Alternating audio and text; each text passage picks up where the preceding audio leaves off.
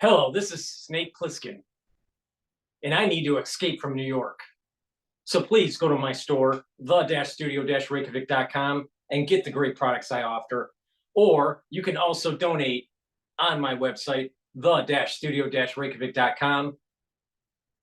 You can donate through Stripe, PayPal, or buy me a coffee. You can also be a paid member to my Patreon channel. The way to prosperity is capitalism. New York is turning into a shithole again. I've survived Lehman, COVID,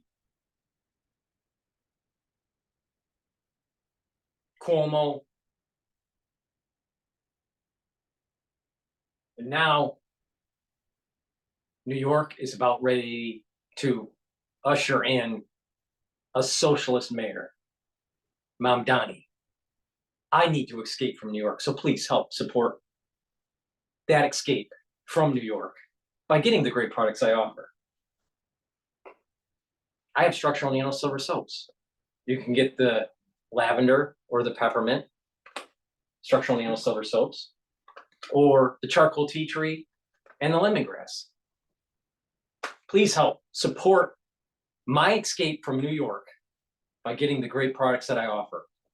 And because we are a capitalist operation, if you use discount 5, you get $5 off any order. And if you spend $150 or more, you get a free gift until supplies last. Let's go to MSNBC and how they're pushing socialism. Oh, by the way, call me Snake.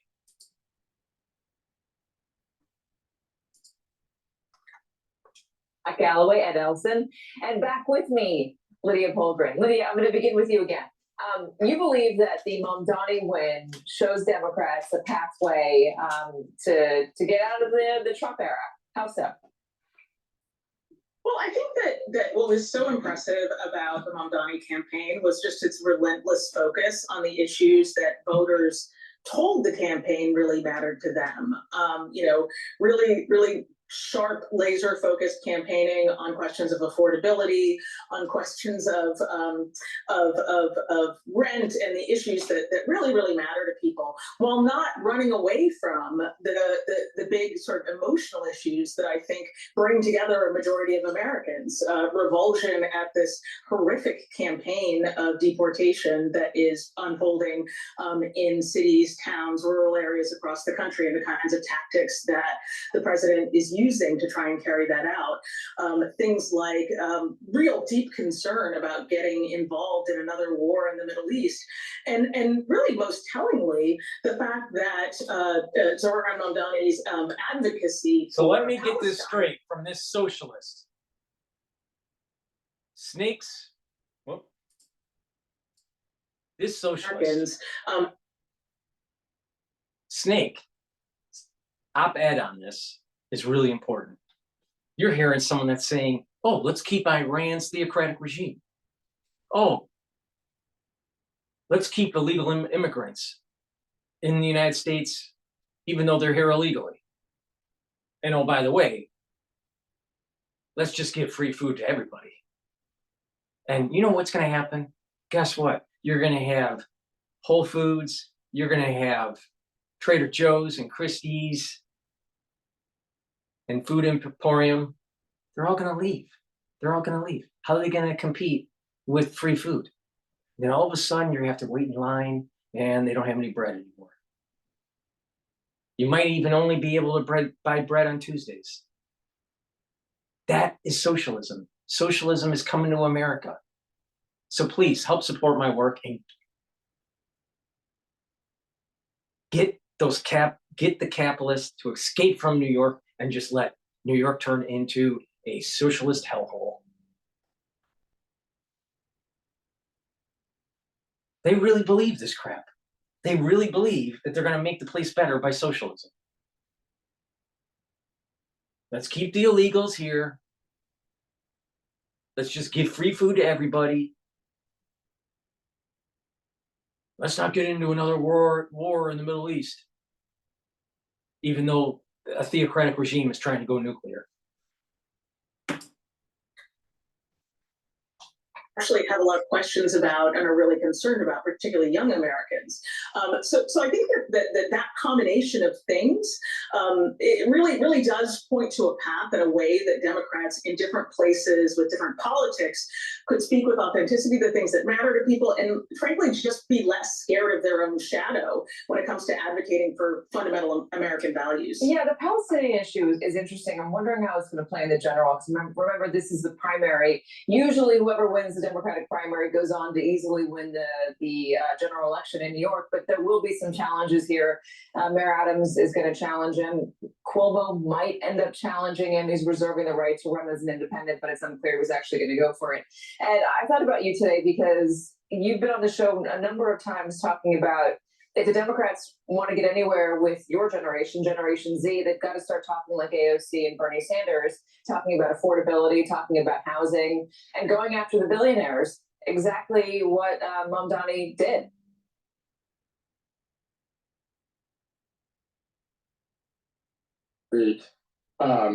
Panicking. I mean, that's the headlines that we've been seeing, that there's a crisis on Wall Street, everyone's freaking out. I just want to say to the leaders on Wall Street, if you want to make sure that Zohran Mamdani is elected in November, if that is your goal, you should keep doing what you're doing right now, which is panic, especially in public, because that's almost exactly what the voters want to see right now. They voted for an individual who promised to shake up the establishment, and here we have the establishment appearing to run around with their hair on fire. So if you're Bill Ackman or you're Dan Loeb or any other billionaire, just remember the best thing you can do to support this campaign is to keep throwing these hissy fits on Twitter about how the sky is falling in New York. It's a great way to get people to the polls. So that's the first point I'd like to make. If you want to elect a Mamdani and you're on Wall Street, keep getting hysterical. The second point I would make is related to the first, and that is that this was a record voter turnout for young people in New York, and that is a big deal. And I agree with Lydia there. I think the reason young people were attracted to him isn't because he's a person of color or because he's Muslim or because of his views on Israel-Palestine, all of the things that the anti-woke brigade would love to attribute the win to. The reason he won is because he correctly identified the struggle of young people, which is affordability. The fact that a house costs 6 times our income, the fact that a third of us still live with our parents, the fact that college costs have risen from 13% for my grandparents' generation to 42% for us. Those are the issues that Mamdani honed in on, and I think that's what resonated for young people, the economics, not the identity politics. Does that mean his policies are going to fix the issues? I personally have my doubts, but I also believe that we are in the voting stage right now. What matters most is what the election says about the moment, and the message is quite clear. Young people are fed up with the status quo. If he doesn't deliver on those things, though, free child care, more affordable housing, the city-run grocery stores, free bus services, or if he does deliver on some of them and you see these services not thrive, how accountable will he be to those same voters, Ed? Well, the number one food for regular BMs, huh? Okay, let's see. Fastest way to clear out stuffed poop is by adding more fiber to your diet. Well, I think he'll be accountable as much as anyone else, and I think that we'll see what happens if his policies don't go through. I believe that. Let me get this straight. Well, What Snake is listening to is a bunch of liberal garbage. We'll vote him in because he's a change agent, but we don't think that his policies are going to actually work. And if you listen to Mamdani, he once in a while sounds like Barack Obama. So please go to my store, the-studio-reykjavik.com, so Snake Plissken can escape from New York. Please go get the great structural nano silver toothpaste that I have. It has no fluoride because these socialists have been taking too much fluoride and they look kind of stupid. This toothpaste has no fluoride. They'll whiten your teeth, freshen your breath, help with your gum line health, reduce inflammation at the gum line. Go to my store and get the great toothpaste. The-studio-reykjavik.com. The link is in the description of this video and all my videos. Use discount 5, take $5 off any order. And if you spend $150 or more on an order, you get a free gift until supplies last. That's how capitalism works. But these clowns, they want to vote in someone that they are omitting, they don't even think can actually deliver. Now, if the place is unaffordable, perhaps they shouldn't live here.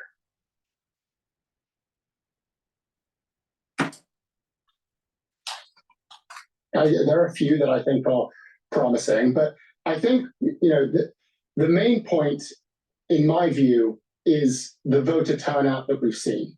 And, I love my generation, I love Gen Z, many things I respect about my generation, but my biggest criticism is that we are, and this is what I often say to people, we're very active with our opinions, but very lazy with our actions. So we talk a big game about we're going to change the world, we're going to do all this stuff, but then when it comes to actually voting, we don't show up at all. And that is reflected in the fact that we have the lowest voter turnout of any generation, including when you look at the previous presidential election, where voter turnout was around 40% for young people. But this primary election has been the first major exception to that rule. 40% of people who voted early were under the age of 40. 25% of them had never voted in a Democratic primary before. That's up from 3% in 2021, meaning something happened here that activated young people. And regardless of your opinions on his policies or what you think of the politics or what might happen, the fact of the matter is young people finally showed up. And that to me is a significant step forward. That to me is a signal that Gen Z is ready to get its act together, to get off the phone, to walk to the polling site, and to call BS on a system that they believe isn't working for them. That to me is called being an adult. That's advocating for yourself. And so irrespective of his policies and what happens if he does govern, I think the most important thing is the largest cohort, one of the largest cohort in America, is finally deciding to participate. And for that reason, I think I have to give the guy some credit. I think the biggest lesson the Democrats should take away from this, anyone really, is that he gave voters something to vote for. I know I said that before, but I think it's worth saying again. He gave them something to vote for, not just something to vote against. That being said, there are some speed bumps here. And one of them is Governor Cuomo won two demographics that the Democratic Party, broadly speaking, needs, and the Democrats will need, or Mamdani is probably going to need in November here in this city, but broadly speaking, low-income voters and Black voters. He did well with Asian voters and Latino voters, but those two voters went very largely for Governor Andrew Cuomo. Democratic Party needs those voters. Historically, they have been Democrats, but they've been moving toward Donald Trump.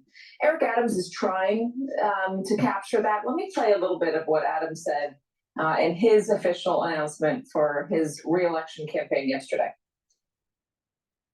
This election is a choice between a candidate with a blue collar and one with a silver spoon. A choice between dirty fingernails and manicured nails. A choice between someone who delivered lower crime, the most jobs in history, and the most new housing built in decades, and an assembly member who did not pass a bill. Harry, what do you think? I think Eric Adams wants to say, these people are outsiders, they're not New Yorkers. That's also what he said about the protesters when he kept talking about these were all outside agitators and people were arrested and, masks were removed and all that. That proved not really to be the case. It's a big shifting city. And what's been so compelling about Mamdani is us New York nerds, when we're thinking about who the voters are, we're thinking about the triple prime voters, the people who always show up. And that includes Black voters, older voters, and so on. And what Mamdani did that was tremendously appealing, whatever you think of how much of his agenda he can get done, his politics, some of which I think are actually beautifully as he presents them, quite radical. He spoke directly to them and to a Democratic Party in shift where people under 40 and in the party, sympathy with Israel is at a significant low. It's a tipping point between the leaders and the voters. And he approached those voters, not just the ones you knew were going to show up. So the pros tell you, spend all the money targeting them, knock on that door 20 times. He went to everyone in the city who could vote, and to young people who hadn't or weren't really in the practice of doing so. He made sure they were registered for this primary. So they showed up there in ways they wouldn't have previously. It was like opening up a window in a room that's been filled with smoke-filled air. And he's had really great success in foils. Cuomo was an excellent foil for him and wasn't offering his own positive appeal. Adams is offering a very hostile, directly identitarian appeal. You know, are we really going to turn the city over to this sort of guy, whatever that means? He's got a whole bunch of suggestions about that. And Trump, in the meantime, is elevating him as a national figure. And this guy is talented, he's pretty nimble. And I think the idea that he's going to be reduced to his caricature within New York, at least, I don't know how this plays out nationally, is all redounding to his significant advantage. Explain though the loss among Black voters and low-income voters, and are those two groups that he will be able to access? I really think so. I think polls are snapshots in time, so are elections and all that. And he now has money, enthusiasm, resources, and an ability to reach those groups. I think Adams is going to make a very direct appeal to Black voters, not to let the city's 110th mayor and second Black mayor be a second one-term Black mayor, and be very aggressive at that, and with the press. But I think there's limits, and especially with under 40 Black voters, how much that's going to do. And I think with lower income voters, who are sometimes lower information voters, because they're not obsessed with this, they don't understand how ranked choice voting works, those things. Mamdani is very good at introducing himself and now has additional months to do so in his material. So the key thing to me, going back to Bill Ackman just for a second, is this campaign sort of started, it's real stretch, with Andrew Cuomo introducing himself in a 17-minute straight-to-camera video. And the bookend to that is Bill Ackman doing, I don't know, 2,200-word tweet about how Mamdani is totally unacceptable and dangerous. Cuomo's thing was the city is in crisis. You add all this up, and what you have are an establishment that can't pass the I know this sounds crazy, but test about this nice young man who smiles and talks to editorial boards and tough questioners and sounds sort of reasonable. He's passing that test, the socialist, and somehow the avatars of the party, its leadership, are struggling with it.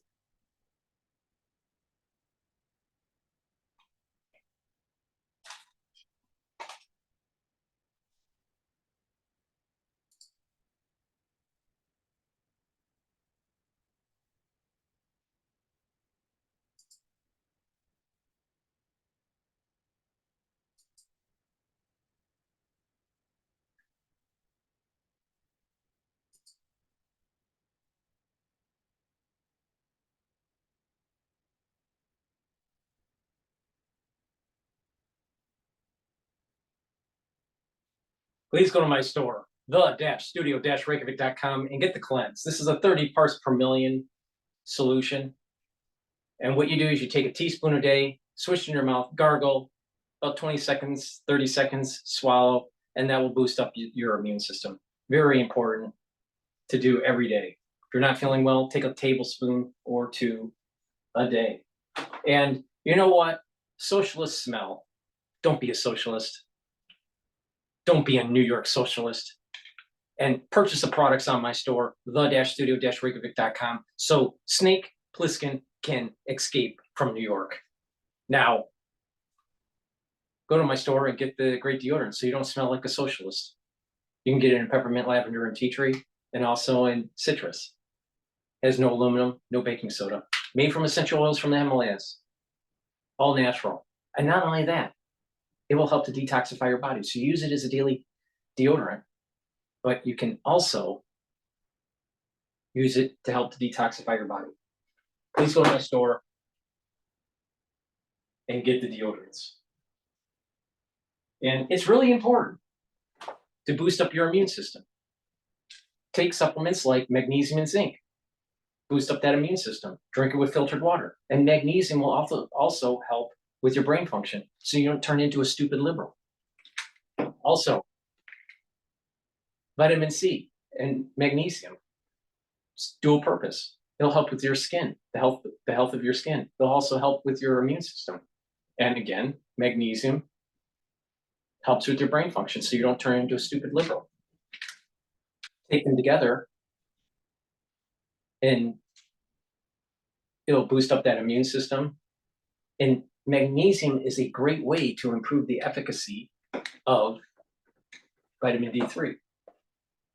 So please go to my store, the-studio-reykjavik.com. Use discount 5. You get $5 off any order. If you spend $150 or more, you get a free gift till supplies last. That's how capitalism works. Please go to my store so Snake Plissken can escape from the tyranny of socialism.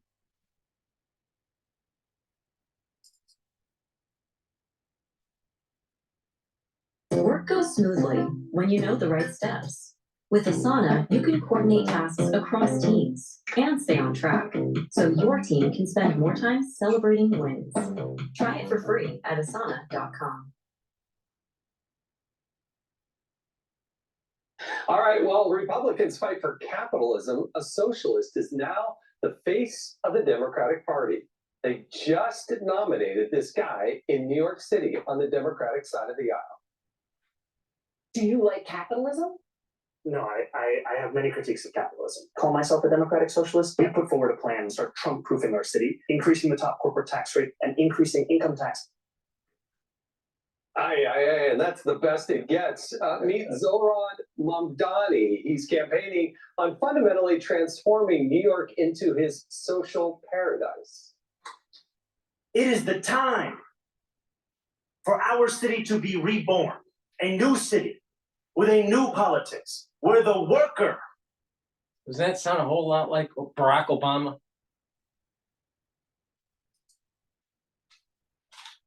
Comes first. And what is his signature economic policy? Government-run grocery stores. I will create a network of city-owned grocery stores. We will redirect city funds from corporate supermarkets to city-owned grocery stores. Aye. Where have we seen this before? I don't know. Have a look. The state food stores are called the gastronome shops. You locate what you want, you stand in line to learn if it's available, then you queue up in another line and buy that particular food ticket. Then you line up again and you acquire the desired food, unless what you've selected has been sold out in the meantime. Yeah, let's run it like we run the DMV, folks. That's the way to do it. That's what's going to get New York City back on track. Mamdani's radical policies are sending New Yorkers into a panic. The Wall Street Journal reports that some developers and landlords are making preparations to flee the city, and real estate agents are preparing for an exodus. One agent told the New York Post, quote, "My number one job will be moving people from New York to Florida again." But the New York Times calls him a new political star. And another far-left paper is encouraging Democratic establishment to follow his example as a blueprint to future elections. I am delighted, and it's good to see that kind of energy come in. The relentless focus on affordability had great appeal all across the city of New York. This is about the message that the people of New York City are trying to send to our party. If Mamdani is the future of the Democrats, the party may be in for a rude awakening come November of 2026. Even the Washington Post editorial board is warning them to, quote, Democrats should fear that he will discredit their next generation of party leaders, almost all of whom are better than this Democratic socialist. Ouch. David, this guy's taking a really radical position out here. Well, is there any real surprise? I mean, this guy is the Sadiq Khan of New York, and you saw what happened to London under him. This is a playbook that's been underway for a long time. The New York City Council, go back to the Christine Quinn days. I mean, I know we're kind of localizing it, but you got to understand that it's a weak mayor town with a strong leftist city council and, frankly, ineffective Republicans on the council. There's been no opposition to their march in New York State, because it's not just about Mamdani. You talk about the Working Families Party. You talk about Letitia James, who was their candidate all the way to the AG spot. You talk about Kathy Hochul, and now you give them New York City. This is a playbook that works. You look at the SEI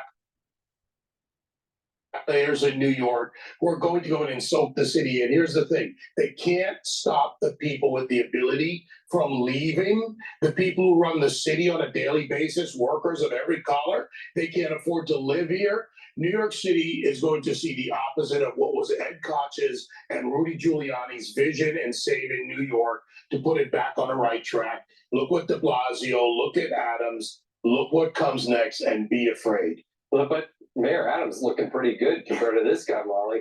Well, I think the real question here isn't so much about are the socialists going to take over the Democratic Party and are they leading right now, but are they outworking the moderates? This guy shook the hands, he walked the city, he had the energy, he did the work, and where is he today? Where did he literally go today?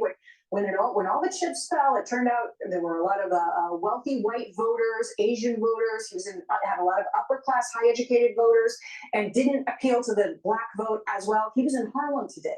He's out there still working it. So the question is, are the moderates going to be able to claw back some of that energy that seems to be on the progressive side going forward? Yeah, he's taken this interesting position. If we put up this quote from his tax plan, shift the tax burden from overtaxed homeowners in the outer boroughs to more expensive homes in richer and whiter neighborhoods. That's his policy. And the part about the grocery stores, I mean, you have experience with this. Yeah, I was just at a grocery store on Friday, and I've been in multiple grocery stores across the city because crime has been such a big issue. The problem is New York City, like most of the country, but acutely here, is too expensive. Young people feel they can't afford to live here. So here comes this guy who has done a lot of good groundwork and has a very strong social media presence. And he's promising, I'm going to make things better. I'm going to make it more affordable. Who doesn't want that? And of course, who doesn't want free stuff? The problem is his execution is all wrong and the voters don't see past the social media. Grocery store margins, 1.6%. These grocers are not taking home more money. But hey, if you have a congestion tax where now it's X amount more expensive to even get your groceries into the... Now, this is what's happening with people having jobs. Can you imagine when AI starts eliminating jobs? What's going to happen? More cities are going to go socialist. Please go to my store, the-studio-reykjavik.com, and get the collagen. Collagen is a dual-purpose supplement that's going to help with your skin, your nails, your hair, your musculature, your bone density, the health of your joints, and your cartilage. Please go to my store and get the collagen. You get a big scooper. This is a month's supply. Take it once a day, mix it with soft foods, filtered water, a smoothie, or even with milk. Shown on the screen is the typical amino acid profile. Please go to my store and get the collagen. Super important. Take it every day so you don't look like a crazy liberal from New York. The grocers that need to charge more because they're charging more for what is coming in. The math doesn't add up, but he's touched on something so important that I think the Republicans in the city have long struggled to do, which is that it is too expensive here. But the way to fix that is not to say we're going to get you everything for free, because millionaires being taxed an extra 2%, they leave. You have no money if all the folks, and I'm hearing this, if Mamdani wins, people are moving, and if you don't have your revenue base in the wealthy in New York, you don't have government-run grocery stores. Exactly, makes a lot of sense. Hey, Sean Hannity here. Hey, click here to subscribe to Fox News YouTube page and catch our hottest interviews and most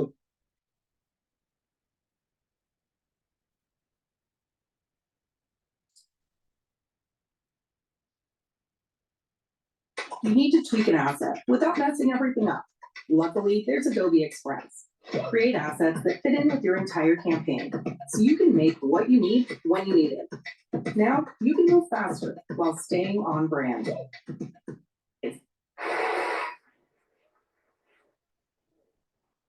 The cities are great cities, and it's sad to see, particularly a place like New York. But Mamdani does have plenty of high-profile supporters, from supermodels to popular streamers. Let's hear from just a couple of them.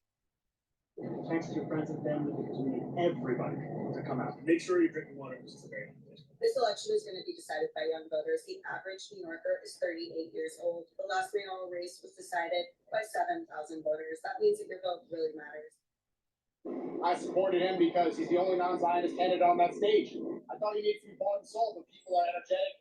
People are tired of Zionism, and I'm excited to see what he's got. I'm not a socialist myself. I don't want everyone to be a communist getting free stuff, but I think he has some cool ideas. Let me get this straight. He's not for socialism, but he's voting for someone that's just an anti-Zionist.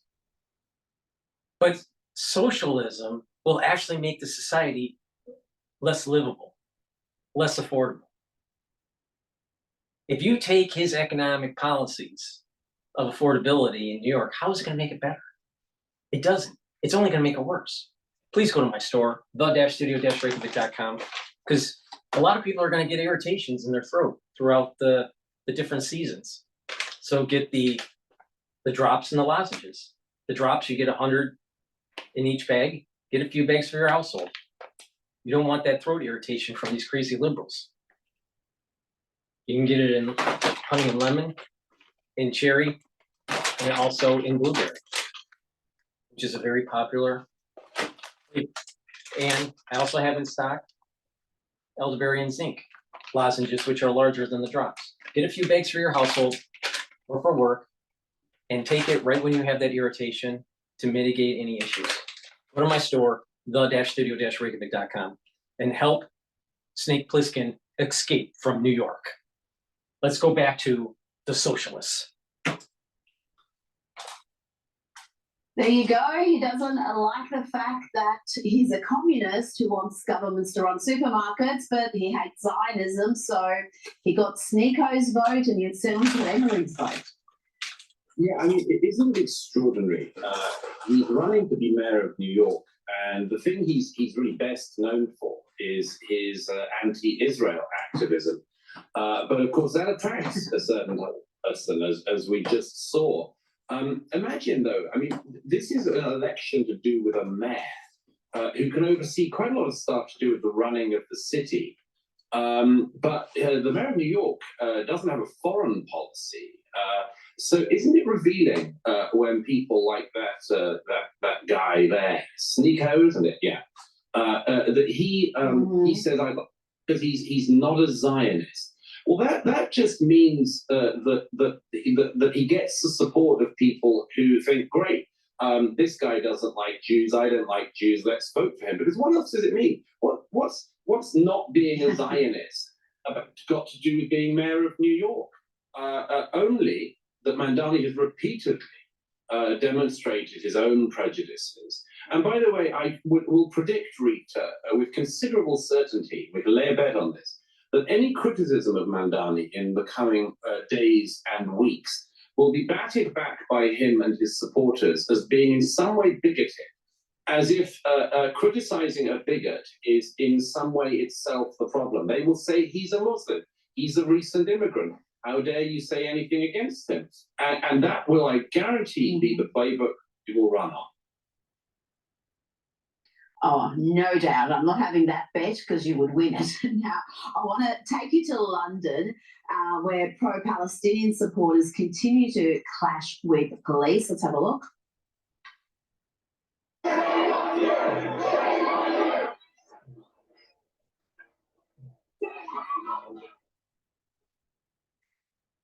Now, these were members or supporters of the Palestine Action Group at Trafalgar Square. Now, this group is expected to be banned, Douglas, by the government, prescribed as a terrorist organisation after its members allegedly vandalised 2 planes at an RAF base.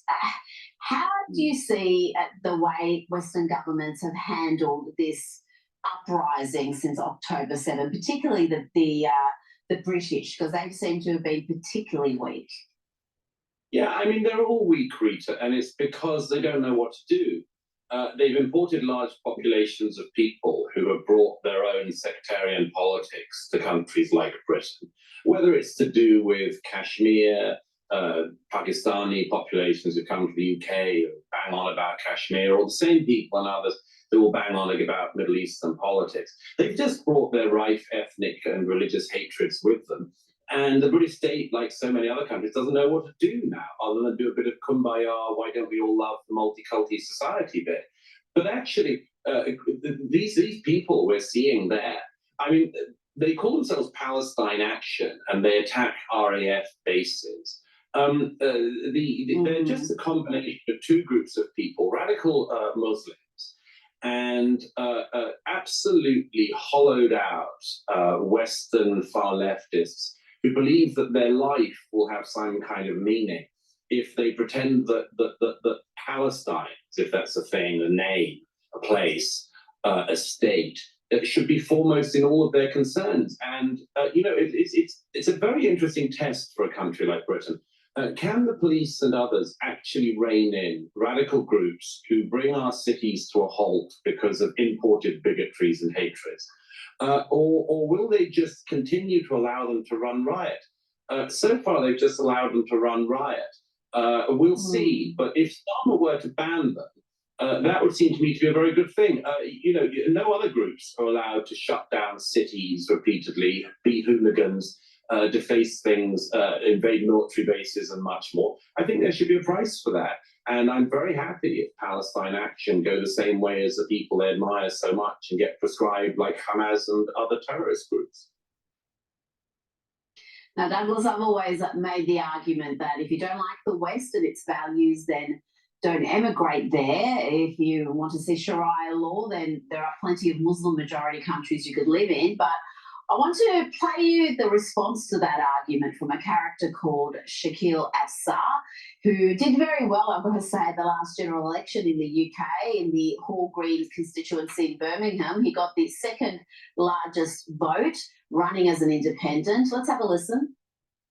The city of Birmingham will not tolerate the disrespect of our Prophet, peace be upon him, and there will be outcomes from your actions. You will have repercussions for your actions. We have been trained from birth that we must defend the honor of our Prophet, and we will lay our life on the line. Okay, the other argument is, okay, so if you don't like it, yeah, go to your own country. But why would we do that when our forefathers were instrumental in rebuilding this country after World War II? It was our grandfathers who worked in the factory 20 hours. It was our grandfathers who came here and run the infrastructure. It was our grandfathers who bought you the lovely curry, which is a national dish. So how can you tell us to go? We're not going nowhere. We are here to stay. Like I said, we're not here to take part. We're here to take over.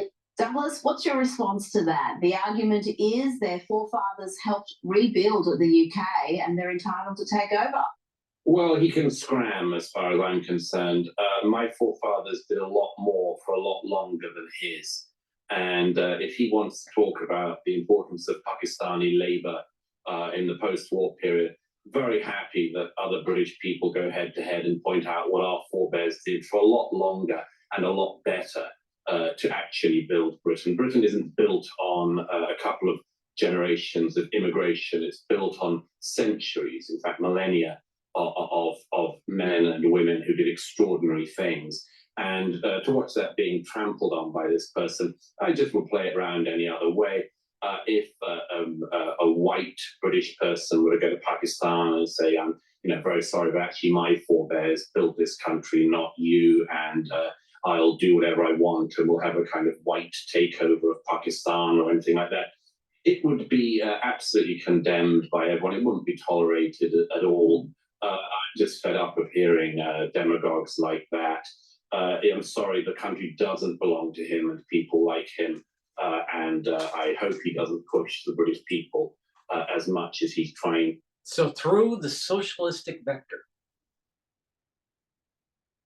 Islam takes over and a caliphate is established. And this is brought to you by the Z generation because they're too stupid to realize what's happening. They don't fully understand history.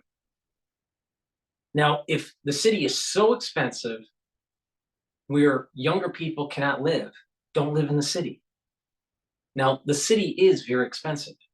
It's a city for wealthy people, all right? It's not a city for the young that are just starting out their career. Now, there needs to be more housing to make it affordable. I have a big problem with that. It's just that you have commercial properties that can't easily be converted into residential. So therefore, there is an imbalance between supply and demand. So we have to have the city building codes, fire codes, and working with the private sector to convert these buildings in a more efficient manner to be able to bring up the housing units. But this supply and demand shortfall is going to be for years. So it's going to be a problem. You can't fix this through socialism. It's only going to get worse. only going to get worse if you try to use these socialistic policies. But to add insult to injury, this is also a backdoor for a caliphate to take over. Now, what's going to happen in New York is what's happening in London. London was taken over by a Muslim mayor. And London isn't doing well. It's not doing well with crime. It's not doing well with prosperity. And the same thing's going to happen to New York. And this is the reason why Snake Plissken needs to escape from New York. So please go to my store, the-studio-reykjavik.com, and help Snake Plissken escape from New York. Snake Plissken survived Lehman. Snake Plissken survived Hurricane Sandy. Snake Plissken survived Cuomo and de Blasio and COVID. But Mamdani, he's a socialist that's going to screw New York over. He's going to turn this city into a total shithole. We're right at the edge of the pre-Giuliani days. Things are getting worse because of illegal immigration, because of the lawlessness of the Black community in New York, thinking that they can just run the town.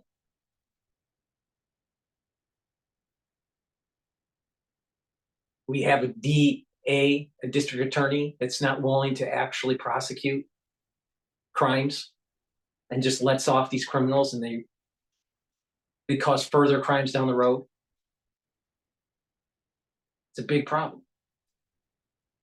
But it's going to get a whole lot worse with Mamdani. So please go to my store, the-studio-reykjavik.com, and help Snake Plissken escape from New York.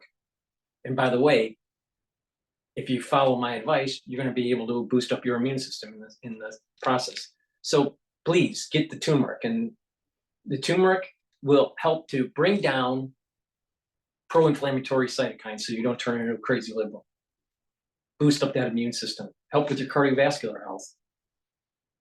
So you can actually see peace and prosperity in your geriatric years.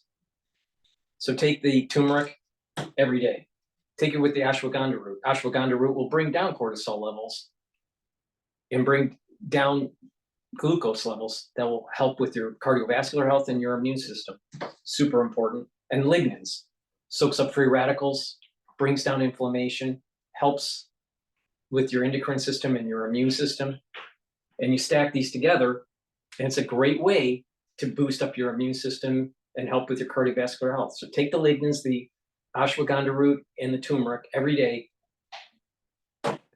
Boost up that health and slow down the aging process. Another great product that I have on my store to help me escape from New York is the gel in the quick dispenser or in the tube form. You use it the same way. It's a dual purpose product. You can apply it on your skin every day. It's a daily skincare. You can put it on a wound to help to heal the wound. If you're not feeling well or someone around you is not feeling well, put it on your hands, around your mouth, around your nose, around your eyes, around your ears. Lightly coat your nostrils. Stays active for 5.5 hours. You can also use it as an aftershave, so you don't look like a crazy fucking liberal. So please go to my store, the-studio-reykjavik.com, and help Snake Plissken escape from New York. Because he might not like what he gets back. Well, I want to say, Douglas, I'm as worried about the self-loathing generations we are breeding in the West as much as those coming from faraway lands who want to change the West. What these young men say when asked whether they would fight for their country. Let me tell you this, I would fight against the UK. I would probably say no. You don't think I would. Why would you fight against the UK? Because I would like the world to be liberated from Western imperialism. I would fight against this country in a war. Liberated from Western imperialism. Douglas, how did we get here? First of all, that soy boy you just saw, I'm not sure he'd be much use in any arm. I can't see him storming any beaches or climbing any ramparts. So it's purely hypothetical for him. It's just a statement of the basically he's saying that because he's being taught to say it. and he doesn't have a mind of his own. He's just repeating a sort of mantra he's been taught in some second-rate university or college or something like that about colonialism and everything else and Western imperialism. It's all just such dated stuff by now. And of course, you know, those of us who watch people like that with the suitable amount of contempt that they invite, always have to resist the temptation, don't we, to just wish that perhaps they would find themselves in a position where they meet the people who they think are their great allies and are shown a different type of custom and a different type of welcome. If that guy ever got his way, which he's not going to, but actually sort of lived in some kind of post-Western world, well, good luck to him, because he'd find out awfully fast the Chinese Communist Party don't particularly care for people like him. The Sharia law lovers definitely don't like him. You know, you just sort of, in a way, you hope that they'll get a little taster of it someday, and it'll be the first smack of reality. Maybe the first smack they've got, but certainly not the first one they've deserved. It reminds me of those pro-Palestinian supporters who thought they were going to march into Palestine through Egypt, and the locals gave them the sort of reception they weren't expecting. They were, I think, expecting the red carpet treatment, and no, they got a very North African welcome, and they were shocked. They couldn't believe the locals would behave like that. Before you go, it's been a big week for the Trump administration, the bombing of Iran's nuclear sites, as fresh calls for Donald Trump's impeachment from the Democrats, from the likes of AOC. And we've also just had Donald Trump overnight at The Hague securing increased defence spending from NATO partners. Do you expect to see the peace deal between Israel and Iran enduring for any sort of time? We'll see. The Iranian revolutionary government is not in a very strong position at the moment. The Ayatollah Khamenei is about the last person left at the head of it, and the military and the terrorist infrastructure that he and his predecessor have built up for 4.5 decades now. He's not in a strong position. The skies above Iran are completely dominated by the Israeli Air Force, and indeed by the American Air Force in the last 10 days or so. They don't have control of their own skies, the Iranian revolutionary government. The Israeli and American Air Force can do whatever they want, and the mullahs basically can't do anything much in response. If the Iranian revolutionary government were to break this ceasefire, Israel would be completely within its rights to retaliate immediately. I think there is a slightly difficult corner for the Israelis, which is whether or not they actually feel that they've finished the job, not just on the nuclear sites, but on the ballistic missiles and others that the Iranian revolutionary government's been firing at the people of Israel for the last couple of weeks and has done so many times in the past. If the Israelis feel that the job isn't done, they will need some kind of reassurance that it'll be that basically the rocket fire will stop and much more. It's a difficult corner, that, and I can understand the tensions on all sides. But President Trump did an extraordinary and historic thing, as indeed did Prime Minister Netanyahu in the last couple of weeks since we spoke. The whole world has said for years that Iran cannot get a nuclear bomb. And most of the world sat by or negotiated away as the mullahs got closer and closer to getting the world's most dangerous weaponry. The Israelis acted, and then the Americans backed them up and finished most of that job, if not all of it. And as I've said for many years, inevitably there's criticism, but they have done something which, if it's shown to have been complete, if it has actually destroyed the nuclear terrorist infrastructure of the mullahs, is absolutely historic. The idiots claiming that Trump should be impeached should just come out and say that they have no problem with the idea of a nuclear Iran and a nuclearized Middle East. And if they think that, they're even bigger fools than you and I took them for. Douglas Murray, thank you.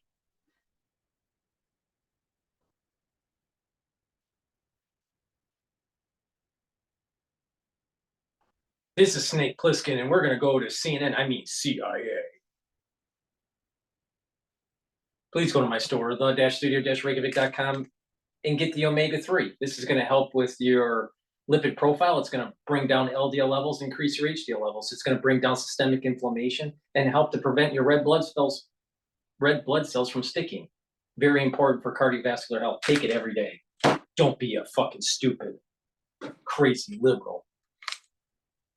And also, crazy, stupid liberals have problems with their gut biome. Don't be a crazy, stupid liberal. Get my probiotic. Take it every day. What will happen with having a good gut biome is you're going to improve your immune system at the gut level. You're going to absorb your nutrients. You're going to improve your metabolism. You're going to have a better communication between your gut and your liver and your gut and your brain. You're going to sleep better. You're going to get rid of that brain fog. And stupid liberals have a lot of brain fog. Don't be a stupid liberal. Please go to my store, the-studio-reykjavik.com, and help Snake Plissken escape from New York. Use discount 5 and you get $5 off any order. In addition, if you're 40 years or older, it's really important to take vitamin B complex. Why? The first 4 B vitamins helps to boost up your ATP because it helps the health of the mitochondria. Vitamin B complex helps the cellular metabolism. And B12 helps to protect your neurons. And it's really important to protect your neurons or you'll turn into a stupid liberal. And resveratrol. I've been taking resveratrol for decades. Resveratrol will soak up free radicals, help the health of the mitochondria, boost up those energy levels, get rid of senescent cells, help with youthful gene expression. Stacks really well with C60, NAD+, ubiquinol, clarity factor. Please go to my store, the-studio-reykjavik.com, and help Snake Plissken escape from New York.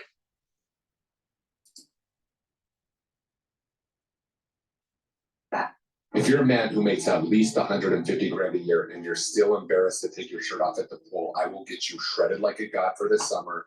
To have 5 boroughs that New Yorkers can actually afford. And this entire race was about the question of affordability. And ultimately, I have run a campaign that speaks about the tools that city government actually has to deliver that affordability in the wealthiest city in the wealthiest country in the world. And it's time that we have a mayoral administration that follows through and actually delivers them. All right, so I want to talk about some of that, but first the breaking news. Isaac DeVere is reporting that Andrew Cuomo is not dropping out of the general election race, right? And it's kind of a will-or-he-won't-he, but the deadline's tomorrow. Is this a surprise to you? Ultimately, Andrew's decision or my decision matters less than the decision that voters already took on Tuesday night, where we won from Bay Ridge to Dyker Heights to Harlem to Washington Heights. We saw mandates delivered for a new generation of leadership. And I am so proud and excited to continue to build on that mandate with an ever-expanding coalition, one that has now included the endorsements of Congressman Jerry Nadler, of State Senator Brad Williams-Siegel, and Manhattan Borough President, soon-to-be Controller, Mark Levine. And ultimately, that is a coalition that will continue to expand through November. Right, so you're saying no matter what, I mean, if Andrew Cuomo's in, it's not like a redo where you're worried? No, not at all. I mean, we did it once and it turned out pretty well. All right, so now can we talk about the policy? The policy is what stood out to a lot of people, but right, I said the freezing rents on half of the apartments, free bus service, the free childcare, and the city-run grocery stores. How do you pay for that? Let's go through it. So for the first thing, freezing the rent, that's not something that requires any fiscal output from the city. It's something that's determined by the Rent Guidelines Board, composed of 9 members. The mayor picks each of those members. They determine each year whether rents rise or whether they stay the same. The previous mayoral administration froze the rent 3 times. So this has clear historical precedent. When it comes to city-run grocery. Even Adams, so you're saying Adams. No, this is prior. Okay, sorry. He's the current one who has raised it 9% on those same New Yorkers, pushing them out of their homes. City-run grocery stores, I've proposed a pilot program of 1 store in each borough. These are 5 stores in total. The total cost of this is $60 million. This is less than half the cost of what the city is already set to spend on a subsidy program for corporate supermarkets that has no guarantee of cheaper prices or collective bargaining agreements or even accepting. So you're not looking at some like Soviet Union grocery stores on every corner. They're going to be run by the government. No, what I'm looking at is how to solve the very clear twin crises of affordability when you go to the grocery store and food deserts, which disproportionately impact Black and brown New Yorkers across the 5 boroughs, where I've heard directly from New Yorkers who say, why is it that I can find 6 fast food restaurants in a 5-block radius, but I can't find a place to buy groceries? So 5 boroughs, 5 grocery stores, but that can't be the goal. Well, I mean, the idea Is the of goal you want them on every, I mean, not, I mean, but in New York, things do those. I mean, Alpha on every corner, there's grocery store on almost every other corner. I think ultimately I'm guided by outcomes. If this pilot succeeds in guaranteeing cheaper groceries, as I think it will be, then yes, it should scale up. If it doesn't succeed, then no, it shouldn't, because what New Yorkers want are results. And then it comes to making buses free and universal childcare. Right. These are things that cost around $700 million and let's say about $5 or $6 billion. Significant amounts of money. Huge amounts of money. But have to be understood in the context of a $113 billion municipal budget, a $252 billion state budget, and we put forward a plan to pay for these and more to start Trump-proofing our city through two major revenue streams. Yep. Increasing the top corporate tax rate of New York to match that of New Jersey, that raises $5 billion, and increasing income taxes on the top 1% of New Yorkers who make $1 million or more a year by 2%. Both of these things, after they come to fruition, you're still paying less than you did before Trump. Okay, on the city tax though, and I know that takes effect with people, right now, the top rate of people 50,000 or more. So if you're gonna be adding 2% to people at $1 million, I just did the math, right? Well, but that's gonna be an increase of 51% of what they pay now. I'm not saying cry for them. I'm saying if they leave, you're not gonna get that money. And when you increase someone's taxes by 51%, aren't a lot of people gonna leave? We're saying we're increasing it by 2% of what it is right now. And ultimately, I'm guided by the facts. The Fiscal Policy Institute did an analysis of the top 1% of New Yorkers and found that they leave the city at 1/4 the rate of other income categories. And when they do leave, they leave to what are called high tax states, New Jersey, California. So what it then comes down to is, why are they leaving? Is it fiscal policy or is it actually quality of life? And I've heard that time and again from wealthier New Yorkers, from all New Yorkers. So it's tough. They're gonna go to Florida and all you think is tough. In 2021, when I came to the state assembly, we had the same fight to fund public schools, to raise taxes on billionaires and corporations. We were told millionaires would flee. Yep. And we now have more millionaires. Okay, so the New York Times is saying that Mayor Adams is trying to gather business leaders to support him to say this is going to be bad. And Bill Ackman, billionaire hedge fund manager, of course you know of him, New Yorker, he said he agrees with you that the city's broken. Okay, but he has a real problem with your economic policies. He said the ability for New York City to offer services for the poor and needy, let alone the average New Yorker, is entirely dependent on New York City being a business-friendly environment and a place where wealthy residents are willing to spend 183 days, the amount you need to be taxed, and assume the associated tax burden. Unfortunately, both have already started making arrangements for the exits. So you just think that isn't going to add up. And by the way, that corporate tax rate that you're talking about, that's a big increase. That's matching 7.25% going to 11.5%. And the point of it is that if it works for our regional neighbor, why can't it work for us? And with Bill Ackman, this is someone who put $500,000 into Andrew Cuomo's super PAC, someone to whom clearly money is not an issue. And ultimately, even for him, life would get better. Because what I'm looking to use this money for is to make the quality of life across the city better. Okay, so when people say democratic socialist, right? And I'm curious what you think this means. I mean, do you like capitalism? No, I have many critiques of capitalism. And I think ultimately the definition for me of why I call myself a democratic socialist is the words of Dr. King decades ago. He said, call it democracy or call it democratic socialism. There must be a better distribution of wealth for all of God's children in this country. And that's what I'm focused on, is dignity and taking on income inequality. And for too long, politicians have pretended that we're spectators to that crisis of affordability. We're actually actors, and we have the choice to exacerbate it, like Mayor Adams has done, or to respond to it and resolve it, like I'm saying. And this is going to be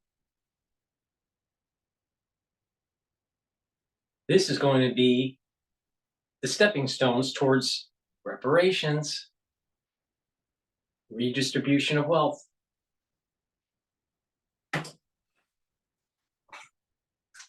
Okay, so for people who say that America was built on, and a lot of immigrants, obviously you speak from an immigrant experience. I mean, you came as a young child, but you speak to a lot of people who came much more recently, that they come to America because they believe in capitalism. They believe that if they work hard and make a lot of money, that's part of the American dream. Do you think that's not part of the American dream? I think the dream at its core is a dream for stability in one's life. And what you're saying, that you work hard enough and that you then reap the benefits, too many New Yorkers and Americans for that matter are working 8 hours and then still feeling like they haven't made enough money to keep living in the city they call home. And ultimately, what I'm focused on is making the city affordable for everyone, not to win an ideological argument, but to deliver on the mandate of So when the Mayor Adams, you just heard him come out and he said, soup, silver spoon. He talked about manicured nails to refer to you, right? I was looking at him. He showed everybody. What do you say to him? I understand what he's doing. He's trying to distract from his own record. His is a record where he raised rents on more than 2 million New Yorkers by 9%. He's considering another 8% increase. His is a record of raising the water bill to the highest in 13 years, supporting Con Edison when they wanted to increase New Yorkers' gas and electric bills by $65 a month. I would much rather talk about me than I would about his record if I was him. And so that's what he's going to be doing over the next few months. And we will continue to remind New Yorkers what's on the ballot. It's affordability. I just want to play, because that's what this is, play more of Mamdani telling his story. To quote the words of a... Hi, I'm Brett. And I'm Jonathan. This is Darla. And this is Bert. We're the founders of the fund. To quote the words of a famous New Yorker, allow me to reintroduce myself. I was born in Kampala, Uganda, in East Africa. I was given my middle name Kwame by my father, who named me after the first prime minister of Ghana. I moved to the city when I was 7. This is the city I fell in love with, the city where I got my citizenship. He's been in the New York Assembly for 4 years, and before that, he was an aspiring rapper under the name Mr. Cardamom. Listen.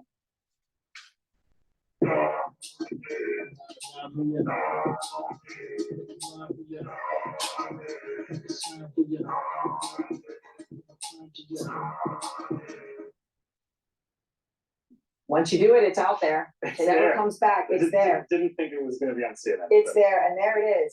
So what do you say to people who look at your background and they wonder? They say, okay, rising star you may be, but this is the largest city in America, $112 billion budget, 8 million people, and a hell of a lot of problems. And they say, okay, whatever the future may be, you're not ready now. I would say that a campaign offers a glimpse of what an administration would look like. And we built a campaign the likes of which the city has not seen in a long time. We started with 2 full-time employees and now are managing 50,000 volunteers. At the beginning of this race, there were questions of whether we'd get 50,000 votes. And yet we had 50,000 volunteers. 50,000 volunteers who knocked on 1.5 million doors, made 2.1 million phone calls. And ultimately, it's a story of not only being able to inspire people, but absorb that inspiration and build an organization. And I think that's also the story of what it means to run a city, that you are ultimately responsible, but you're also determined by hiring the best and the brightest. And that's what I will be doing in City Hall. I'll be hiring those that have a clear track record of excellence, of results, that come from a wide variety of mayoral administrations, and finally bring public excellence back into the public sector. All right, so you caught a lot of attention for confronting Tom Homan, Trump's border czar, about the deportation policies, which have a lot of impact here in New York. Here you are.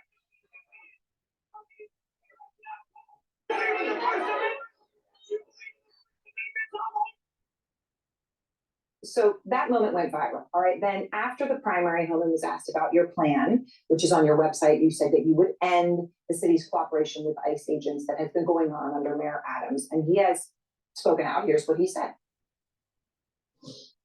Good luck with that. Federal law trumps him every day, every hour, every minute.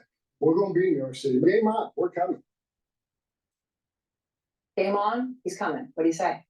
But I'm going to be here to stand up and fight back. And unlike the current mayor, I'm not going to be working alongside the Trump administration to build the single largest deportation force in American history. I'm going to actually represent each and every New Yorker. And that includes immigrant New Yorkers. And that means standing up for the laws of this city, like our sanctuary city policies, which have kept New Yorkers safe for decades and were defended by Republicans and Democrats alike for years until we... Then why is crime up? Why are these gangs running the streets? This is why Snake Plissken needs to escape from New York. It's going to be a lot worse under Mamdani. Please go to my store, the-studio-reykjavik.com, and get the digestive enzyme complex. If you're 40 years of age or older, you need to reduce the stress on your pancreas. Super important. Take the digestive enzyme complex to break up your carbohydrates, proteins, and lipids. You'll be able to absorb your food easier. Less stress on your digestive system, less stress on your pancreas. Please go to my store and get the digestive enzyme complex. Super important if you are 40 years of age or older. You need to detoxify your body daily, or you're going to turn into a crazy liberal. Take the zeolite.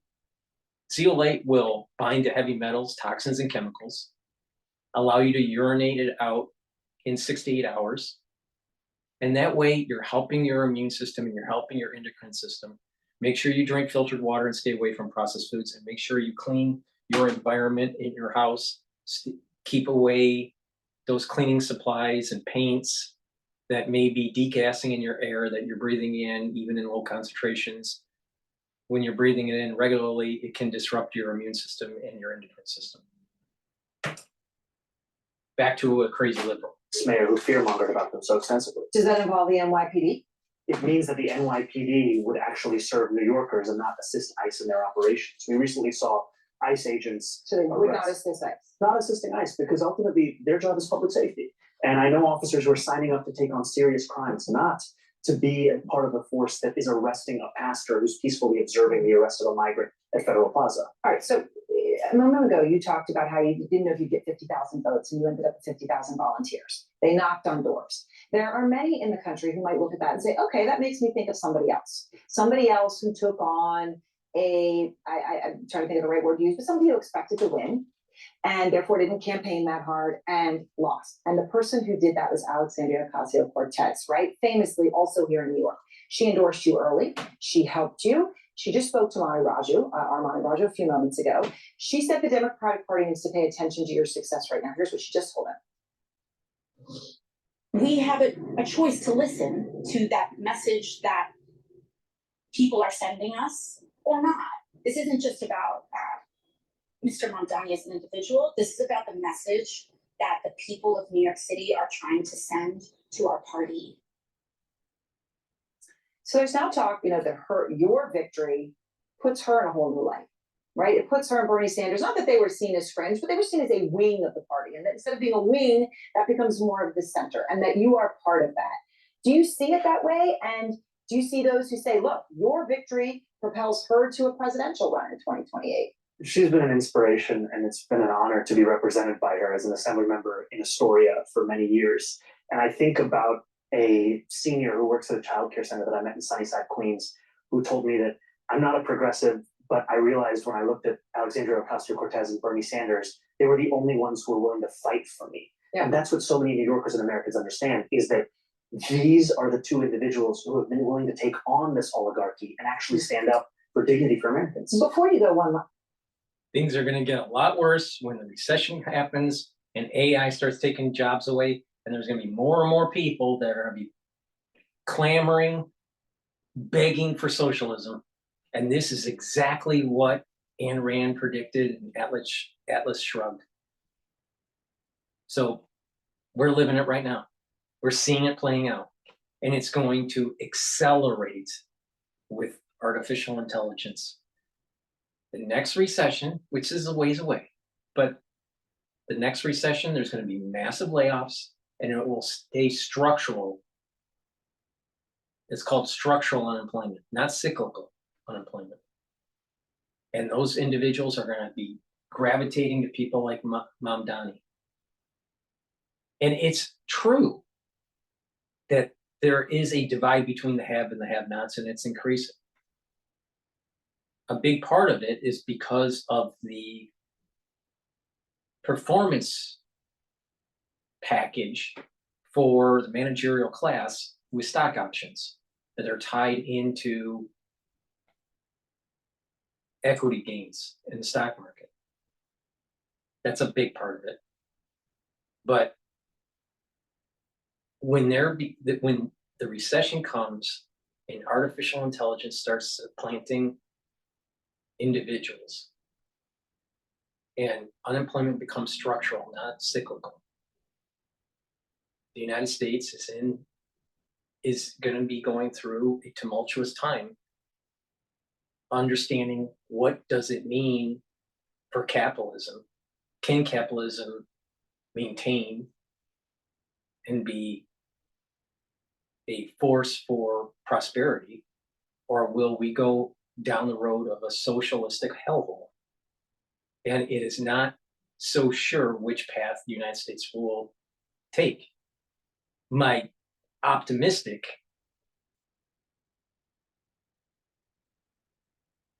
gut is don't bet against the United States.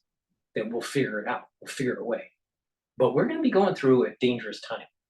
And AI is People aren't talking about it right now. People are just talking about the cost of groceries and the cost of housing.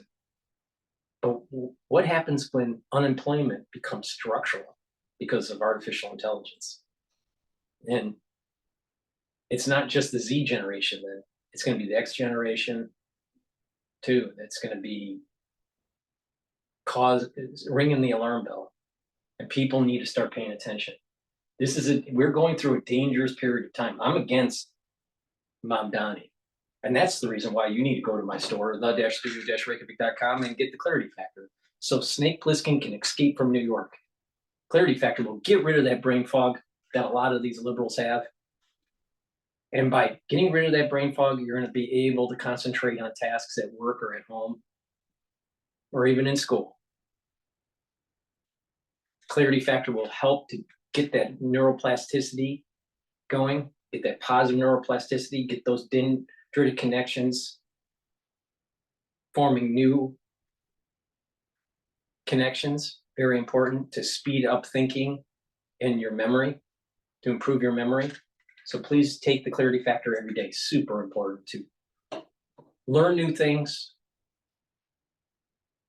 do the 4 modalities of exercise, stretching, balancing exercises, cardio and resistance training, and proper supplementation, proper diet, very important for your neurons. And Good Night Formula. Good Night Formula will help you get into those cycles of REM sleep and deep sleep to consolidate memory, detoxify your central nervous system, and to be well rested. When you do that on a regular basis, you're going to improve your memory. So a great way to help with your neural health is to take Good Night Formula. It has tryptophan, melatonin, GABA, and passion flower. Take it every night to get into those cycles of REM sleep. Stack it with Clarity Factor, and it's a great way to improve your neural health so you don't turn into a crazy liberal. And by the way, use discount 5, you get $5 off. If you spend $150 or more, you get a free gift until supplies last. And by going to my store, you're helping Snake Plissken escape from New York, because Mamdani is going to turn it into a living shithole. Same. Bill Ackman, I just mentioned him as a great, he's the billionaire hedge fund manager, but he's not alone. There are a lot like him, whether it's Ken Griffin or CEOs of big banks. Would you meet with them? I'll meet with anyone. I will meet with them and I'll explain why I believe in the necessity of raising the top corporate tax rate. And I'll also tell Bill Ackman that I firmly disagree with his attempt to dismantle diversity, equity, and inclusion across the country, because it's not only against the morals of so many, it's also against the actual bottom line for so many businesses. And as a businessman, you should understand that. All right. Well, Assemblyman, thank you very much. I appreciate your time.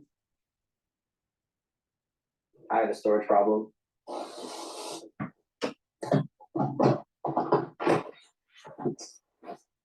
Like a real problem.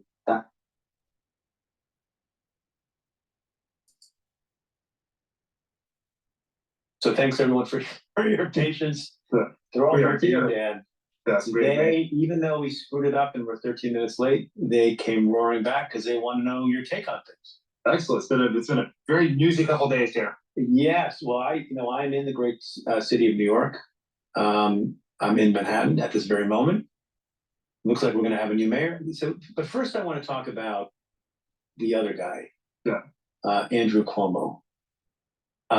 His father, 3-term governor of the state of New York, I think it's his father, who coined the oft-quoted phrase, "You campaign in poetry and you govern in prose." Yeah. Andrew Cuomo didn't campaign in poetry or prose. I've been trying to think of what the right metaphor is. He campaigned in phone book. Like what did he campaign in? Can you finish the? Did he campaign at all, as far as I could tell? Maybe not, but I'm not sure it would have mattered. You wrote, you're very acerbic, Dan, about Mr. Cuomo. He posted on X, Cuomo ran a campaign that reflected his personality. Entitled, cynical, and treating the voters like idiots.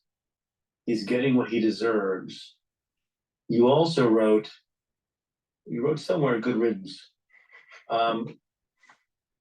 That was Brad Lander who said good riddance. Okay. Yes. Yeah. I see. Not you. I share your very negative view of Andrew Cuomo. Why do you have that view? Well, it's just, I mean, I've seen him, not up close, but from afar for a long time now, and we learned a lot over the course of the last few years in the investigations into his tenure as governor. Everyone from the President of the United States on down to the political leadership of his party thought he should leave the governorship early, should be out of American politics. And then just a few years later, some of those very same people are embracing him to run for mayor. Seems like an absolutely insane proposition to me. It is like a lot of what it is that we as Democrats hate about Donald Trump is very manifest in how Andrew Cuomo has governed and how he's acted and how he believed the rules didn't apply to himself, that abuse of power, you know, sort of pseudo-authoritarianism. And we didn't, you know, this is not what people want, and it shouldn't be shoved, certainly should not be shoved down their throats out of fear of a candidate who you thought was too much of an outsider or too progressive or a democratic socialist. To try to do that for Andrew Cuomo is how you get a result like this. So it turns out, are you saying, Dan, that it turns out the Democratic Party has a pretty decent gag reflex?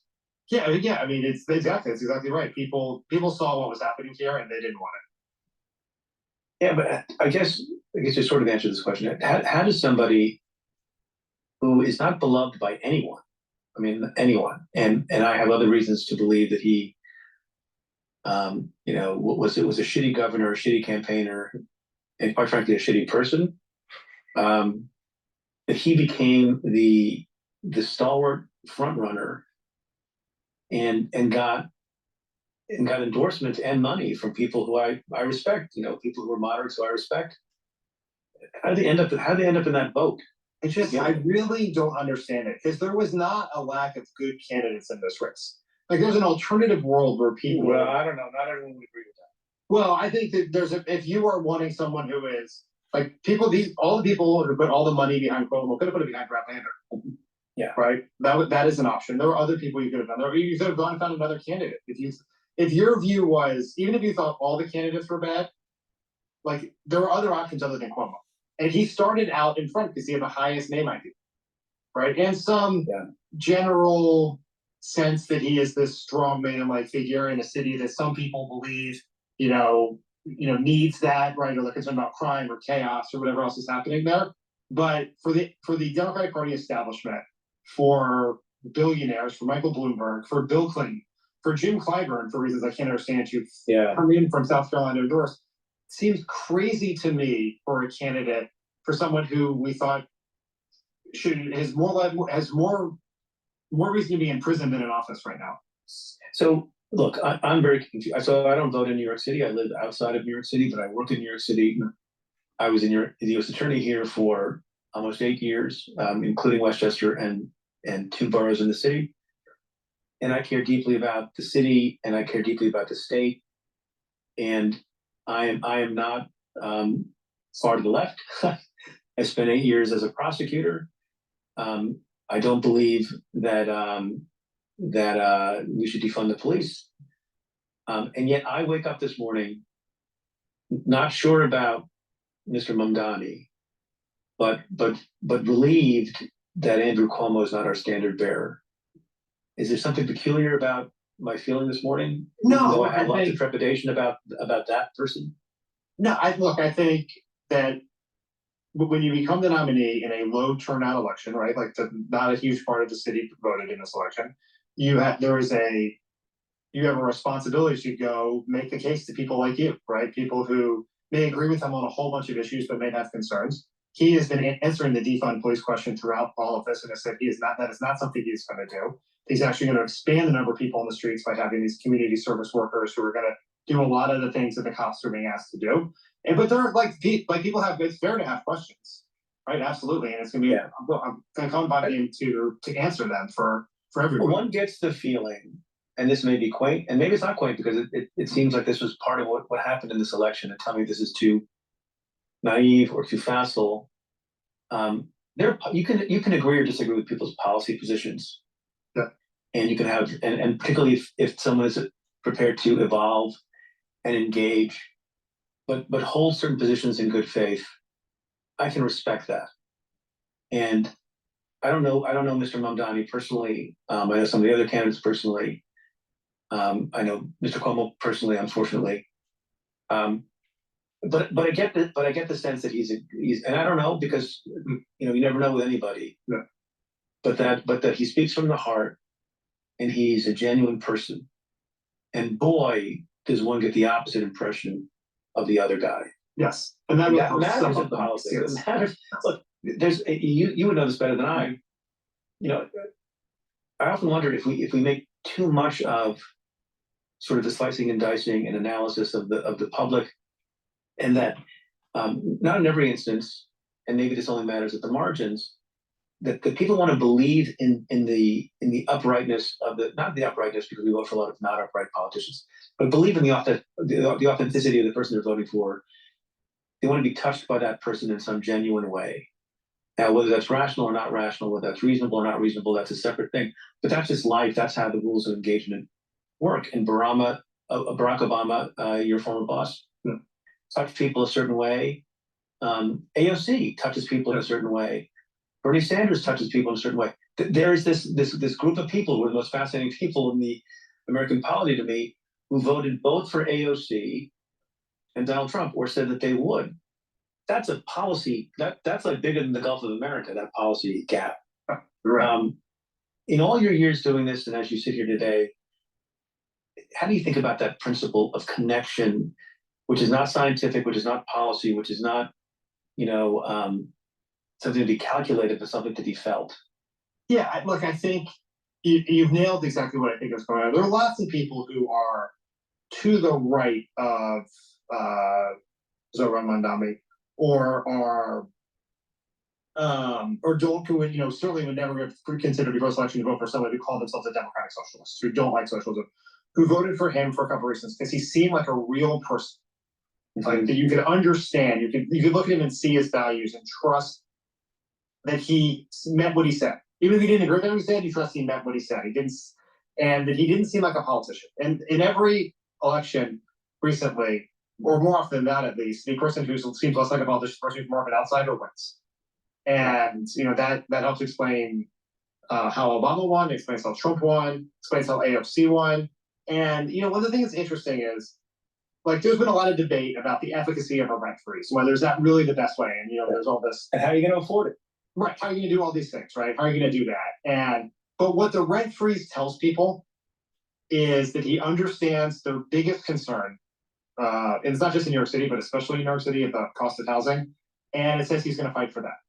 And like that means something. The thing I would say to Zoran's great credit is he is more than willing to debate his ideas in good faith. He has gone on every podcast there is to have. He went on Derek Fisher's podcast and debated him. He's the author of Abundance, and there's this big sort of online, probably overly contentious debate between the left and the abundance people. But he went in and it had a good faith discussion, listened to what Derek said. They didn't agree on everything, but like you want that from someone who, like, I do believe that he comes to his positions in good faith.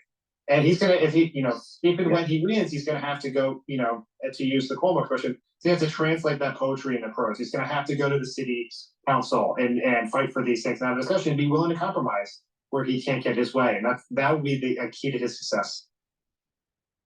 Yeah, I mean, the idea that you could run for mayor of New York City with a rose garden strategy, as they used to call it, not as the incumbent, but as the disgraced former person in statewide office in a different city, and you don't live in New York City, is actually such a crystallization of arrogance. It's kind of unbelievable. So you work for Obama. Before we go to the next video, please go to my store, the-studio-reykjavik.com, and help support Snake Plissken from escaping from New York. It's really important because Mamdani is going to turn New York into a living shithole where people won't be able to buy bread. You'll have to be buying bread on Wednesdays, not any day of the week. Milk is on Fridays, and vegetables every other week. That's the Mamdani plan. Please go to my store, the-studio-reykjavik.com, and help Snake Plissken escape from New York. Get the olive leaf extract. This is a dual purpose product. And by purchasing dual purpose products, you're helping multiple systems. In this case, olive leaf extract helps with your immune system and your cardiovascular system. Why is that important? When you start listening that America is turning into a living shithole because of socialism, you might start having a heart attack. And you're getting so upset that your immune system is going to go down.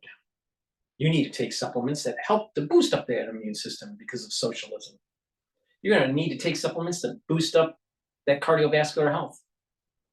By taking olive leaf extract, you're bringing down inflammation. That's going to help with your immune system and your cardiovascular system. And olive leaf extract helps your lipid profile. By lowering LDL, you're reducing the chances of plaque buildup because less LDL means less oxidized LDL. And you also increase your HDL, which is super important. That's good cholesterol. So please go to my store, the-studio-reykjavik.com, and help Snake Plissken escape from New York.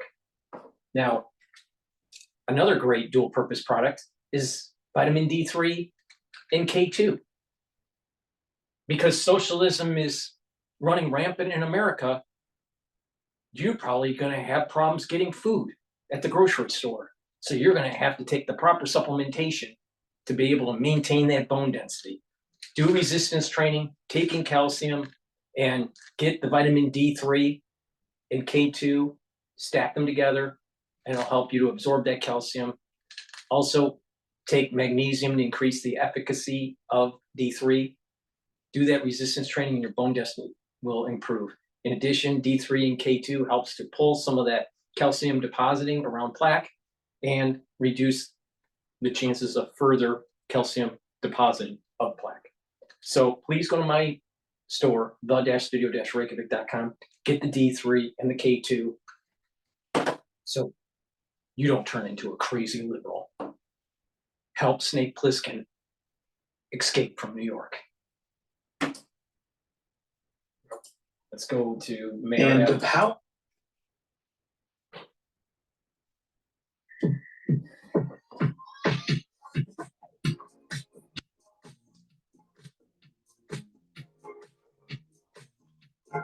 All right, let's talk about this. Zoran Mamdani is stunning. Zoran win in the Mamdani. Democratic mayoral primary is a major step for the state assemblyman, and it's certainly shaking things up.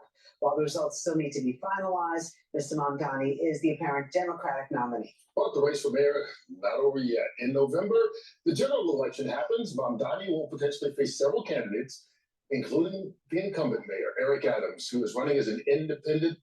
At least we think we'll get into that. Mayor Adams joins us right now. First of all, thanks for joining us here in studio. We appreciate it. I missed you the last time. I know, so it's nice to finally meet you in person here after all this time. All right, you're expected to kick off your campaign today at noon with an announcement. Yes, yes. Why don't you just give it to us right now? What's the announcement? No, it's very exciting. We're going to do just a huge visual presentation of our re-election campaign, our re-election kickoff, and just see the diversity of who's part of the city and who's part of our team. Really excited about the last 3 years and 6 months, and we just want to continue the success that we've shown. So you're officially kicking off the campaign today? Yes, officially, right after we wanted the primary to get through, because we're still a Democrat. The process allows us to run on our own line. And keep in mind, both Andrew Cuomo also had his own line, and we believe the Jim Walden, several had their own line. What is interesting, people say it's hard to win on an independent line. Yes, it is, but it has not been hard for sitting mayors. Sitting mayors like Lindsay and Bloomberg, they ran on independent lines and they were successful. And that is the difference between just anyone running on the independent line. Real quick though, Lindsay ran in the primary first and then lost and then ran independent. You chose not to run in the primary at all. Right, not enough time. You know, when the case was dropped, or which it should have been, was so close to the actual turning in our petitions. We had over 25,000 petitions. And so I needed the time really to share with the voters. Many voters were not aware of how successful we've been. I heard all the time in the city, while I didn't know that. I didn't know you built more housing in your individual years. I didn't know that we have more jobs in the city's history. Crime has been dropped at such a substantial level. And so now I'm able to be out there and just run that campaign the way I want to. So let's talk about Mr. Mamdani, because he definitely energized the young people in the city, and he promised them a lot of free things. Now, what are you going to promise us? Well, nothing I believe is more painful than people promising you something when you're going through difficult times that you can't deliver. I knew that as a child. Mommy raising the six of us and never really getting the things that were committed and promised to us. Look at the difference of what I've done. I promised to bring down crime. We did. The last 6 months, we had the lowest numbers of shootings and homicides in the city history. I promised to put money back in the pockets of New Yorkers, paying off medical debt, drop the cost of child care. We just completed a no income tax for low income New Yorkers. $30 billion back in the pockets of the people. He's promising things he can't deliver. You called him a snake oil salesman. Because you still stand by that? Yes, because he's selling things to people who are struggling and dealing with affordability issues. He's selling things that he knows he can't deliver on. And he's talking about increasing the income tax of 1% of New Yorkers, high income New Yorkers. Mayors don't do that. You know who actually can do that? He could have done it in all when he was there, but he didn't do that. But let me ask you something. Yes. It's a crowded field. Yes. And Andrew Cuomo right now still in the race. He says he's got union labor backing, which would be, your competition. Are you looking for President Trump to help you? Would you accept help from President Trump if he were to offer it in this race? First of all, I'm looking for help from all of the New Yorkers. That is where it matters. And most importantly, if people want to support the campaign, I'm willing to take support from wherever the support comes from. There are rumors out there. Always. This is New York. The rumors are this. That Curtis Lewa, who's running on the Republican line, would be offered a job in Trump's administration, and you would run on both lines. That rumor didn't come to my doorstep yet. I must focus on voters. And then we have 1 million independent registered voters in this city. 1 million. Think about that number. And so this is an opportunity that once the general election takes place, it doesn't matter how you're registered. It just matters that who do you want to move the city forward? And my experience shows that I have the ability to do so. This city has recovered. Broadway had the best 12 years in recorded history. All of these records that we have broken shows that we're moving in the right direction. And I'm saying to New Yorkers, I'm going to show you my record and let me continue to recover the city. It's just a yes or no. Would you accept to run as a Republican?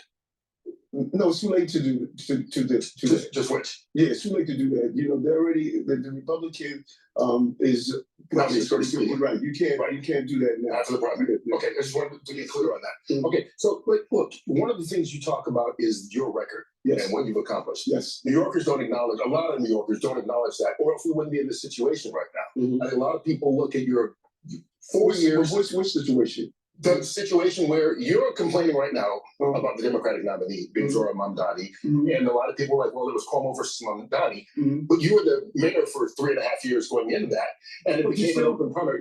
But you still people still run against you, so but my point is, I'll let you finish. Okay, so the point is, it became an open primary because a lot of people didn't see your term as successful. So if you had been more successful, would you have run, obviously, as a Democrat? Yes, you would have, rather than waiting to be an independent. So my question is, after setting it up, and you can respond to it right now, is your response is because of the situation that you created in the 3.5 years going into it. Now we look going forward, rather than saying you come in independently, like Jim Walden does or someone else. You have a record that you're serving on, but New Yorkers don't look at that record and say it's a record that they like. Wow, that's a long question, man. Let me go back and peel back that question. You said because we weren't successful. You're not perceived as successful. Maybe that's what I said. Yeah, And what do people get their perception from? They get their perception from what they read and what they hear every day. I was just sharing with you as I moved throughout the city and sit in civic centers, senior centers, etc. And I started listing the success. Dropping childcare, decreasing crime, more jobs in the city's history, putting money back in the pockets of New Yorkers. People say to me all the time, "Damn, I didn't know that, Eric." And so now my job is to show the success that we've actually had. I got to now use my ability to speak directly to consumers and say, this is what the city has gone through COVID, going through 237,000 migrants and asylum seekers, having more child care seats in the history of the city, building more housing in individual years in the history of the city. Now I have the opportunity to speak directly to voters so they can go from their perception to the reality. There's a reason bond raters increased our bonds because they said this guy managed this city through several crises. And so this is the beauty of this campaign season. I can get on the ground, I can talk to voters, and it can go from the perception to the reality. So you've also talked about mistakes. Yes. And you've lost about 10 high-powered people in your administration, either resigning in disgrace. And Mamdani doesn't understand the muni market. If you're going to have people that exited out, a mass exodus out of New York, the tax revenue is going to go down. And all these freebies that he wants to provide are going to cause a budget hole for New York. Now, if the tax revenue is going away because people are moving out, then he's going to have to go to the muni market and sell bonds, city bonds. So the money is there for the city. Now, the investors are going to not buy those bonds or at a very high interest rate. So the yields on those muni bonds are going to skyrocket.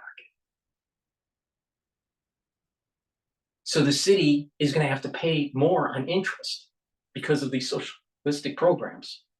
Mamdani is going to try to keep rents lower, but before the election, anyone that's going to re-up their contract for lease, either for homes or maybe even for businesses, it's going to be at an elevated level in anticipation for the potentiality of Mamdani coming in as mayor in November.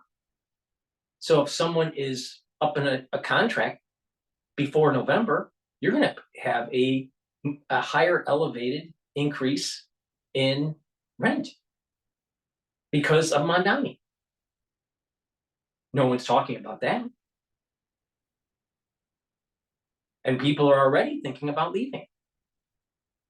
So your tax revenue is going to go down. The service quality is going to go down. The price to fund the city in the muni market is going to go up because higher interest. The tax revenue is going down.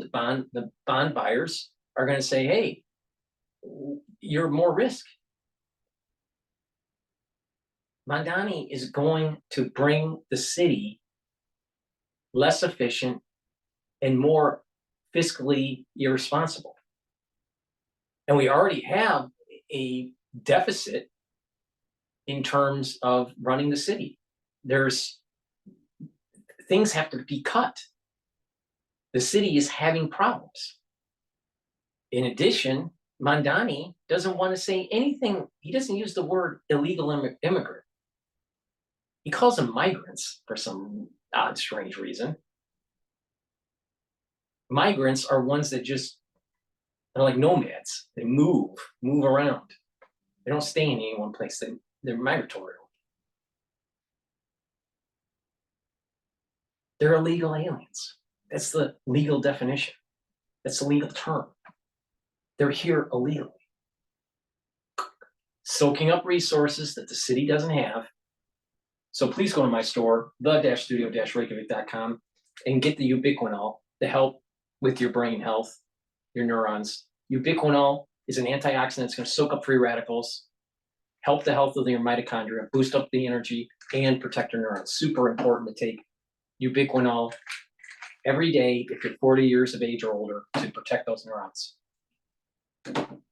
And C60. C60 is a very potent antioxidant. It's going to soak up free radicals, help the health of the mitochondria. Your ATP is going to go up.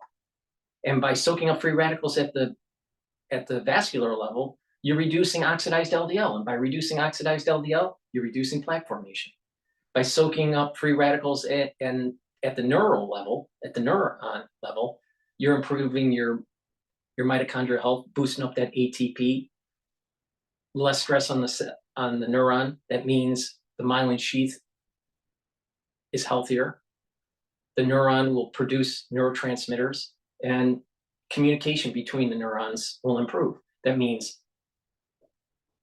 you'll think better, you'll improve your memory, you'll think faster.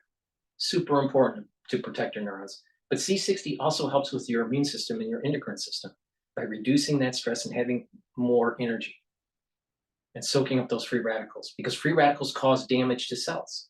Well, if you soak up those free radicals, you're allowing your body to heal those tissues. So your immune system and your endocrine system and your other organ systems will perform better. So please go to my store, get the MCT coconut oil, the extra virgin olive oil, or the avocado oil. Take a teaspoon a day, every day. You can get it in a 2-ounce, a 4-ounce, or an 8-ounce configuration. This stacks really well with resveratrol, ubiquinol, NAD+, clarity factor. Please go to my store and get the C60. Super important to boost up your health and to slow down the aging process. I've been taking C60 since 2016 as part of an anti-aging protocol. So please go to my store, the-studio-reykjavik.com. Use discount 5 to get $5 off any order. And if you spend $150 or more, you get a free gift until supplies last. Help Snake Plissken escape from New York. Go to my store, the-studio-reykjavik.com, and get the products. Or being indicted. What will you do going forward to make sure those mistakes are not repeated? Well, the first thing to say this, I'm 65. You tell me a 65-year-old person out there that didn't make mistakes. I'm perfectly imperfect. I trusted people that I should not have trusted. People broke my heart. But you cannot tell me you're going through life and they're not people who you met that didn't disappoint you. That's what adults go through. You reach a point in your life, you do a reflection and say, I would have done it differently. But I got up every day and I deliver for the people of this city. So will you keep Jessica Tisch? Will you keep Randy Mastro? Because those two seem to be responding well in New York City. Oh, not only them, what about Camille Joseph Waller, my chief of staff? One of the best crisis management team members we have. Fabian Levy, my communication director. Zach Iskel, who's in charge of OEM. I can go through the list. Adonis Rodriguez, who have brought down fatalities in the city. And he's so those people would be part of your administration going forward. I was looking for new talent. When I came into office, it was right off the COVID. We were trying to recruit some of the best talent we could. They said, Eric, I'm used to being home. You know, I'm not ready to come back to work right away. We sat there with masks on that January 1st day and still delivered for the city. Gotta look at the numbers. We can't deny the numbers. The city has turned around. Remember when you talk about crime on the subway system? Yes. 4.6 million riders, only 5 felonies a day. We have dropped crime in our subway system. Took over 80,000 illegal bikes off our streets. Remember we used to have motorcycles running through the street going wild? This is a better city because of this administration. I want to ask you one non-campaign issue, because we did a story earlier about the EMS union saying that they're 100% of their budget right now, and people are still waiting 3 hours for ambulances. Right. They need help. Yes. They said they've asked City Hall for help. We asked, City Hall haven't got a response. What do you know about that? What can you share? When you said the definition of help, we need to bring down time. We have so many more vehicles that are on our streets that's impacting time. And when you look at the union contracts, we settle 98% of our union contracts to make sure fair wages for police officers, teachers, for FDNY. And EMS, we're going to do a fair contract for them and make sure that they get the help they need, because bringing down response times It's crucial to do so, and those are real partners in doing it. What do you say to New Yorkers? I mean, the story today is real estate brokers are being reached out by a lot of New Yorkers who can move. Right. And they Those also New Yorkers said the same thing when Bill de Blasio got elected. There are a lot of Democrats who said they were leaving the country when Trump got elected. People every election go, I'm leaving if my side doesn't win. So I don't put a lot of stock in that, to be honest. You don't? Do you? Well, first of all, they did not say that when I got elected. Well, we did lose a lot of people after COVID. Exactly. People were afraid to be just confined indoors. They wanted more space with their family. Let's say this for a moment. Almost 700,000 small property owners. They come to the city, 14 units. And what's been proposed is to tell people no rent, or tell people you could never have a small increase in your rent. That's a popular statement.